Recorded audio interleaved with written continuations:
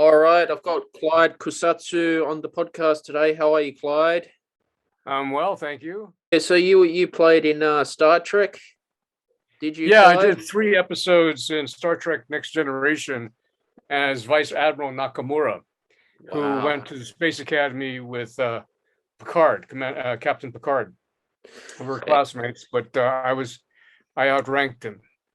Now, So, and your acting career, have you had discrimination and have you had a lot of setbacks yourself? of course, you have to go. I mean, I say I was in high school. I started theater in the '60s. I went to Northwestern University Theater School. I was a theater major there for 4 years, from '66 to 1970. I graduated with a degree in theater, and then I came out to Los Angeles in '71. And back then, it was very difficult if you're a newbie to get cast. I mean, the whole thing is, well, we can't see you unless you have an agent. Mm, How do you get an agent? Well, did you do anything? mm, So it was like the catch-22, the chicken before the egg kind of a thing. But there was another way where if you were had a union card from Actors Equity doing theater, mm. then you could join either AFTRA at the time, which is a television radio artist union, and or SAG-AFTRA. But at any rate, the 2 years was good stead. It was almost like doing postgraduate work and doing a lot of theater, keeping up the training regimen so that I was ready when I got my first opportunity in 1973 and was cast in an episode of Kung Fu Hmm. with David Carradine. It was a breakthrough series in the sense that it was the first time, even though David's character was part Asian, that the lead was an Asian character, Hmm. and just so happened to be in the Wild West, and also brought up the same time the anti-Chinese discrimination going on in the United States at the time, where the railroad workers from the West Coast to Midpoint was the Chinese laborers who built that part of the railroad, and then from St. Louis to that point in Utah were basically the Irish that did it. Mm. So, but the most difficult part was from the West Coast through to Utah, Promontory Point, because of the mountain ranges and the harshness of the climate, the winters and the snows and everything like that, in which a lot of times many Chinese laborers would die. And that's where the phrase wouldn't give them a Chinaman's chance, Mm. because they'd set up the explosion to blow out the rock, and they didn't care if people died or not. Mm. So it just moved on. So have you worked on big Hollywood films as well with Yeah, celebrities? yeah, Wow. I have, yeah. So from first film I ever did, one of the first films I did was Midway in 1975. It's become that perennial when it deals with the Battle of Midway and the Japanese Navy and the Imperial Navy. Mm. And every year it's brought out. And it was the first opportunity I got to work with Toshiro Mifune, Hmm. who is one of the classic icons of Japanese film. And then a few years later, in '81, on a John Frankenheimer film called The Challenge, I got to work with Toshiro Mifune again in a similar kind of a role where, like in Midway, for example, I played the real life character of Admiral Yamamoto's aide. And in the first 7 pages that we open up the film, I would get these rewrites, pink pages, blue pages. And all of a sudden I was getting all the dialogue. Well, they launched land-based bombers, B-25, some aircraft carriers. And Mifune's lines were when, Mm. how. And I'm describing the whole thing. So then years later, when I'm doing the Frankenheimer picture, I got to shoot in Kyoto for about 4 months. I was the same kind of role. I was, explaining what the dialogue was and everything like that, or the plot. But then years later, at that time, Mifune-san wife was pregnant at the time. So years later, the daughter from that pregnancy, Mika Mifune, I wound up getting inquiry from NHK about having an interview done by her. And it was like old home week in a way. It's like so many years later. But she told me an interesting little bit of information that was very touching, in that she said, yes, my father would always talk about working with you and how much I helped you. I helped him with his English and everything like that. And I went, really? That's kind of cool to know that Mifune-san would consider and was very appreciative of the times that we did work together. Yes. So if you're talking about large films, Hollywood productions, I also, for example, did Paradise Road in Australia. For Bruce Beresford was a director, and we shot up in Port Douglas, up in Queensland, and also in Penang, Malaysia, and got to spend a lot of time up there, Port Douglas. In fact, that's where I learned that in Australia, since the continent was isolated, there are different forms of animal and plant material life, that you follow the directions, you don't veer from the path. If you're on the beach, don't lie down because there's saltwater crocs out there. And if you leave the path on the trail, you've got plants that can shoot spikes into your hand or your legs or whatever that would burn. And there's like certain trees of acid that will burn you as well. Then, of course, there's the 5 most venomous snakes in the world there. And then I just learned that I didn't go into the water of the Coral Sea off of Port Douglas, because they were saying that there is a kind of a creature that burrows in something about urethra. So it happens to both men and women. So that if you wind up peeing in the water, it opens up the gate so that for the creature to go in to your areas of the anatomy that have the urethra, and requires very painful surgery to get the creepy crawler out of there. So I was very grateful not to be to experience that one. So there was that, and so that was with, of course, Bruce Beresford, the director. It was Kate Blanchett's first film back then. We had Glenn Close and Juliana Margulies. There's a whole big cast of characters. Very hot up there in Queensland, you know, the humidity and everything like that. And then another film I did that we shot in Hong Kong and London was Shanghai Surprise, that starred Sean Penn and Madonna when they first got married. But so we shot that in Hong Kong, and then interiors in London. But the best thing about it was that our exec producer was George Harrison of the Beatles. And it was his company, Handmade Films, that produced it. And at one point in Hong Kong, we're on location at the beach, and I see this figure walking towards me with a smile and going, "Hello, Clyde, you're very funny. The dailies are great." And I went to myself, Jesus Christ, that's George Harrison of the Beatles talking to me. Wow.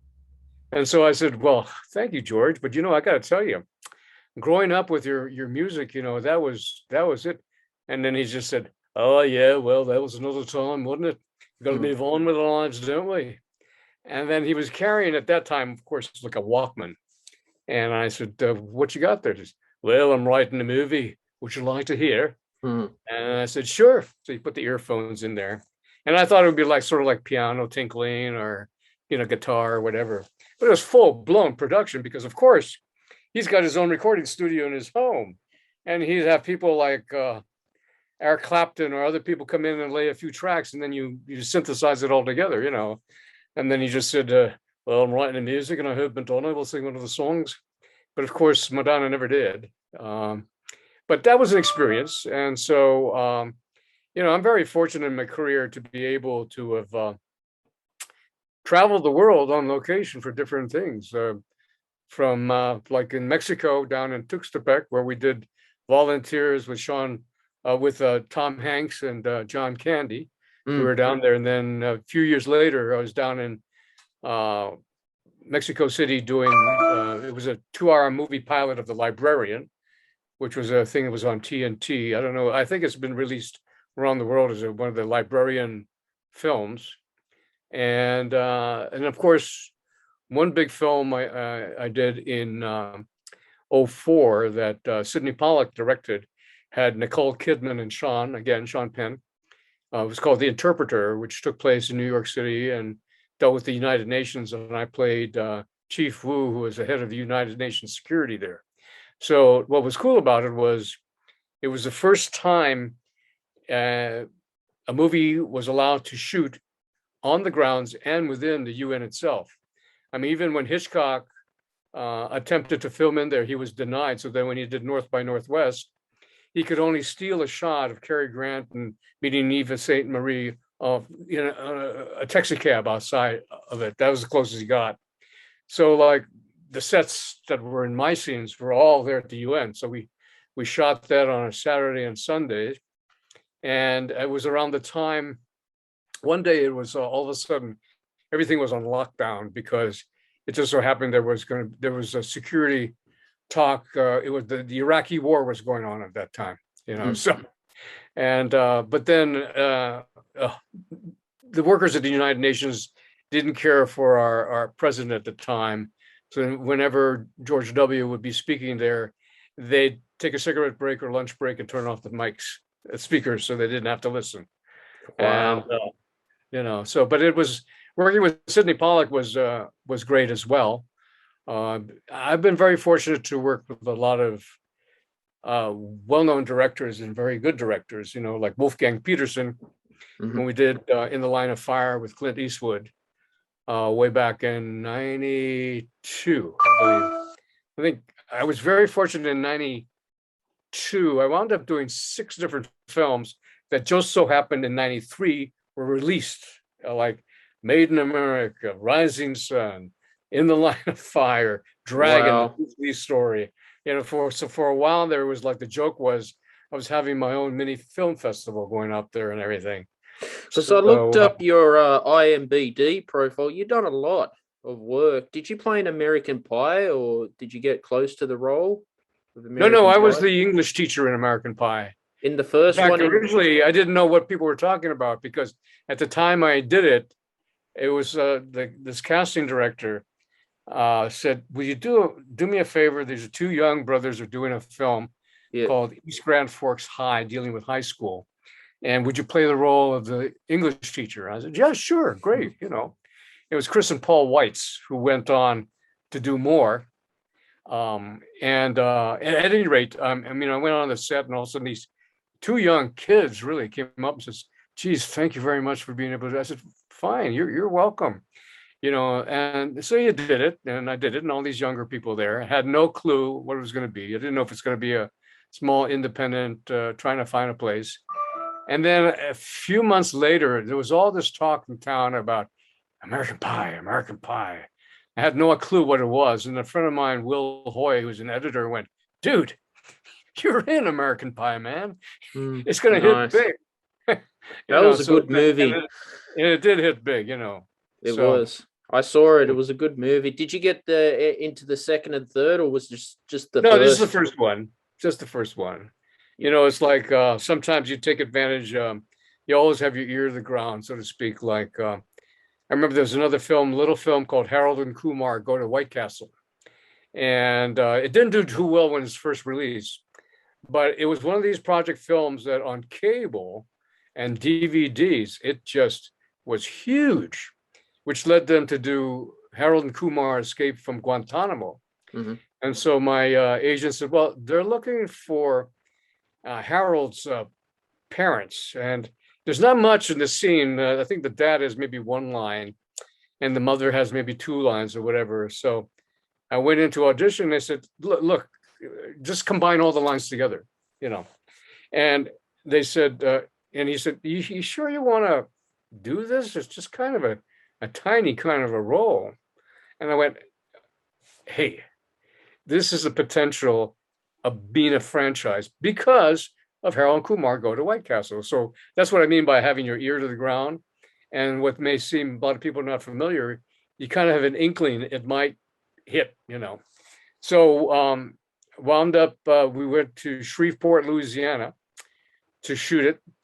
And when we got to the set, the directors, the co-directors, the co-writers and producers were there. And they said, you know what? Why don't we just improv, just everybody have fun, just go for it.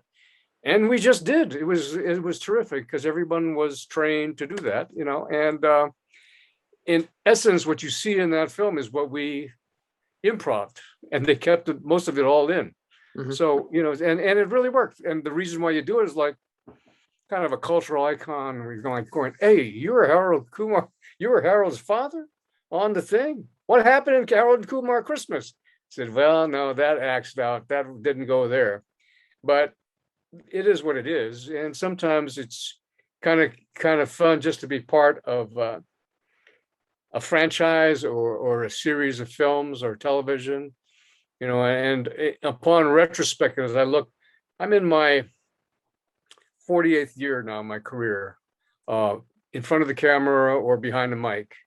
And, so I'm very grateful to be able to still get to do this. I mean, recently I did, if you're in a Netflix aficionado, there's a thing called Never Have I Ever, which is like in its second season, a young adult thing, very popular. Mm-hmm. And I play the lead's grandpa Ted. Mm-hmm. And it was another one of those instances as well. I understand there's a lot of heat with this thing and it's very popular. And sure enough, it's sort of like now I've got almost a new cycle of younger fans are going, oh man, you're Grandpa Ted. I love that. Mm. And it was one of those things you go, well, okay, hopefully they'll pick it up for a third season. And I've been also during this pandemic, work has been very sparse because of the opportunities aren't there, because production was shut down completely for a long time last year and slowly got back to work. And it's still being worked out because we have to deal with the safety protocols. Around the world. Actors and performers have to deal with safety protocols because it's a serious thing what we're dealing with the pandemic. And so it's really important to mask up. I myself have been got my 2 vaccinations, Pfizer, and also testing. Like you usually get a PCR test is what they call it, before you have a wardrobe fitting or before you have a table read. And then for the instance, like there's a show called The United States of Al, which is a half-hour sitcom on CBS. And I just finished doing an episode of that, playing a doctor, in which before, you get that test before the table read, the day of the table read, you take another short nasal test. And then every day that you report to the studio, you take a test to make sure. And then you also self-test in the sense of symptoms so that before you drive onto the lot, you're cleared by the main studio system. Before you report onto the stage, you have to wait for the short test to test. It's okay to go ahead and do the work. And so that makes you feel very secure about the whole situation. And I see we have Kelly here. Yeah, hi. Our moderator here, handling the Zoom call. Hi, Kelly. Kylie. Sorry, just listening in. I'm enjoying. That's all right. That's all right. I have to say, Clyde, and off the record, just my own opinion, I do love Never Have I Ever. Oh, well, cool. I'm glad. You're great. You're one of the bingers on that then. Okay, that's cool. Great. See, with that one, it was really good because it's for the first time a whole younger generation was informed about the Japanese incarceration to the concentration camps during World War II. And usually that's sort of become dry history, and she goes, oh yeah, right, that's what's happened. But then with the main character finding and learning out his grandfather was put into the camp and everything, it resonated much more, and it became much more pertinent for a lot of the younger people to be more aware of what's happening, because around this time what's happening is that there's a whole, because of the pandemic and the blaming of the pandemic, this COVID-19 on the Chinese, called the Chinese virus or Kung flu, or all this part of what we talked about at the beginning about this anti-Asian discrimination happening, Mhm. stop the Asian hate kind of a thing, is very powerful because it is an element that as each decade happens, it has a resurgence. But on the plus side of it all, as awful as it may be, what it has done was unite everyone in the AAPI, that's Asian American Pacific Islanders, to identify that it was like before in the past, it would be, oh no, that is a Chinese problem or Chinese American problem or Japanese American problem or Korean or Hmong or Vietnamese. But now everyone realizes that in the grand scheme of things, the race is considered everybody the target. And so now there's sort of like a unifying factor about that. And the ability now and the need for people to speak up against it, to push back, because so many times it's a cultural thing. You don't want to say anything, you don't want to make any waves, you don't want. But a lot of times, in Asian culture, to draw attention would bring shame upon your family or your cultural group. I mean, in Japan, there's a saying: if the nail stands up, it's your duty to hammer it back down, so no one stands out. You know. Now, you have a college degree. I was watching an interview, and your professor said you'd never be an actor. Is that correct? You decided you wanted to be an actor. That's a in true story. college? Yeah, because back in 1966, I suppose it had never encountered that all of a sudden there was a drama major that was of diverse nature, so to speak. You know, a non-white in a department. And I didn't know how to deal with it. So I did have in my freshman year, a professor stopped me and said, why do you want to be an actor? Because there's only King and I and Tias of the August Moon. How could you possibly think, and how could you possibly make a living? And it was, I mean, I was shocked, I was speechless, and I was devastated. It took a long time. So what are you going to do about it? You didn't have a comeback to that. And then I spent some time back home in Hawaii working on a night shift at this brewery and making this self-discovery that if I have to work 10 times harder than a white student to get noticed, this is what we're going to have to do. And so when I got back that sophomore year, I tried out for directing scenes, other acting scenes, children's theater, whatever it took. And within that next 3 years in the department, I became a working actor within the department. Half the professors would cast me.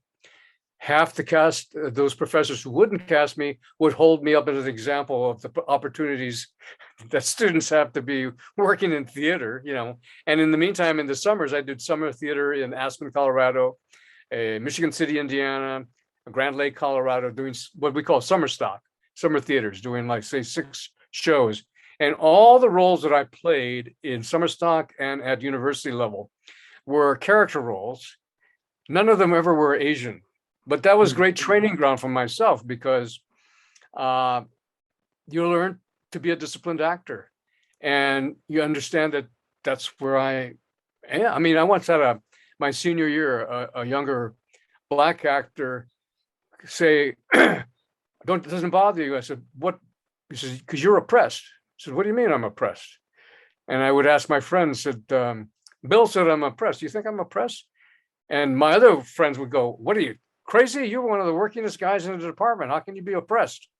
And I could see what in a way, because his point was, well, they'll never cast you as a lead in the romantic lead to kiss the heroine because of, it doesn't work out that way. Of course, it's all chock-a-block now. It's all changed.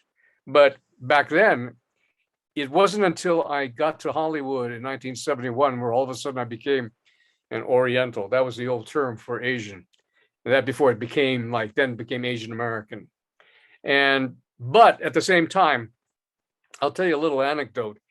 The acting opportunities for Asian actors in Hollywood were very few. I mean, you could look at it in 2 hands. And they were always like kind of stereotypic, the Chinatown thing or this thing or the laundryman or this and that. And it took a show like Kung Fu to become popular in the national zeitgeist with Carradine and with this quiet monk who happened to kick ass as a martial artist. and could overturn the bullies after him. So I wound up getting cast my second episode of Kung Fu because I had done very well in the first episode I did.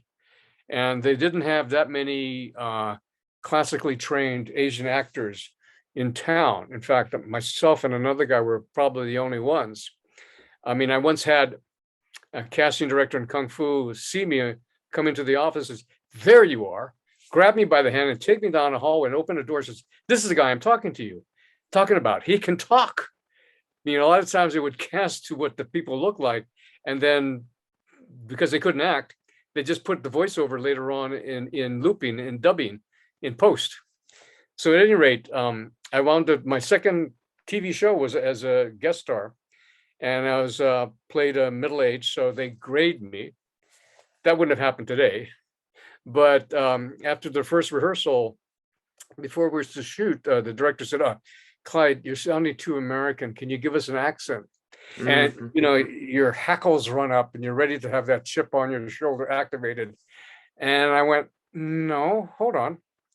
So what I decided to do was I used a dialect like I was doing a stage production, like I'd done in Restoration Comedy. So I went, you know, "Kwai Chang Kane, we, the member of the Tongs," and cut. That's it. That sounds good. But that's the lesson I learned. It was different. It wasn't American, but I never sacrificed by doing like the real L and the R kind of stereotypic accent that they were looking for. Because if you can give them something different, you don't have to be defended about it, because all they're looking for is something that sounds different and doesn't sound American or whatever. And of course, the big thing of like a film like Crazy Rich Asians about 3 years ago was all of a sudden the world saw all these Asian actors speaking like Brits, Aussies, New Zealanders, you know, and Americans. So it was like, I thought it was very cool, because where does it say that you have to sound a certain way with your English? And what's very cool about in England now, and then also you see a lot more diversity, like in Australian productions and English productions. That so you may have a love interest between a South Asian and a white fella, or a black fella with a white Anglo-Saxon type thing. And there's nothing, I mean, aside if you're dealing with redneck kind of a provincial attitudes, for the most part, it's just accepted part of the social milieu, and which is kind of cool, you know. And then further down under in New Zealand, they've got there was a series, I think there was maybe one season where the lead was a Samoan detective in New Zealand. And I didn't know there's this big Samoan population in New Zealand. But of course, Samoa is just is one of the closest things to New Zealand. But again, that just the more you see of diversity, the more it educates the world that the world is not a monolithic or the palette. The rainbow is not monochromatic, but a rainbow of colors. That's diverse. That's what a rainbow is. So that's why I always like to use that analogy, saying, you know, the rainbow is not monochromatic. It's the pot of gold at the end of the rainbow, which gets the point across without having to go into the whole racial, trying to educate people about it. A lot of times it's the simplest way is to make the point about racism, prejudice, and everything like that. Also, I remember years in my career, I would meet people from the Asian community, and they'd go, "Oh, thank you for your work. We always knew if we saw you, we wouldn't feel embarrassed." And I thought, well, thank you very much. Because back when I was growing up, it didn't matter how you sounded or whatever, but if you saw an Asian face, you'd go, "Come, look, take a look." It may be a houseboy and bachelor father or whatever, because you seldom saw people that looked like you on the TV, you know. So, but now it, thank God, it's evolved. And so that the world knows now that it is a international marketplace, so to speak. and that there are markets around the world. That's what Netflix has learned, for example, that when people don't want to read subtitles, they want to hear the translated or dubbed version in English or whatever, but it has to sound like that specific country's character. And that's where actors come in. Instead of just a monologue, boring kind of without emotion, now you have, in LA at least, they're hiring actors to be Middle Eastern, to be French, to be Asian, whatever, and they bring an added, because they're acting maybe to what the character they're looping or dubbing, but it infuses that extra thing that the audience gets immediately and wants to see, and they don't need to have the subtitles, because a lot of people I feel conflicted about watching the thing and then reading it, whereas I'm perfectly fine with it. I've trained my eyes so that I'll be able to watch it and at least understand what's going on, and it doesn't bother me about doing that, so that's where that is. Clyde, great podcast with you today. Where can people find you on social media or reach out to you? And what's your next movie you're working on? Well, right now, heck, they're not writing much for guys who are going to turn 73. I mean, there's a couple of, there's a animated show called Phaeton, which is on AMC Plus. That's probably going to be released next year, where it all deals with cyberspace or whatever, and I play one of the characters in there. And then there's another animated show called Blue-Eyed Samurai on Netflix that I've done about maybe 4 or 5 episodes on it, which stars Darren Barnett, who plays my grandson Paxton on Never Have I Ever. And so, just keep busy doing that. The days of big projects are sort of not as readily available, but that's fine. I mean, I've been doing a lot of work as a unpaid leader in SAG-AFTRA, the union, which is very rewarding in itself, to represent your fellow actors and performers, and making sure that the contracts are strong and then the rules are enforced, and that we are not our worst enemies when it comes to that, and that you can report violations or whatever, and do not report anything of that nature. That's what the union is there for, to protect you. Sweet. I'll put a link in the description for SAG-AFTRA as well. I'll reference your IMBD profile. But yeah, thanks for coming on today, Clyde. Oh, you're welcome. You're welcome.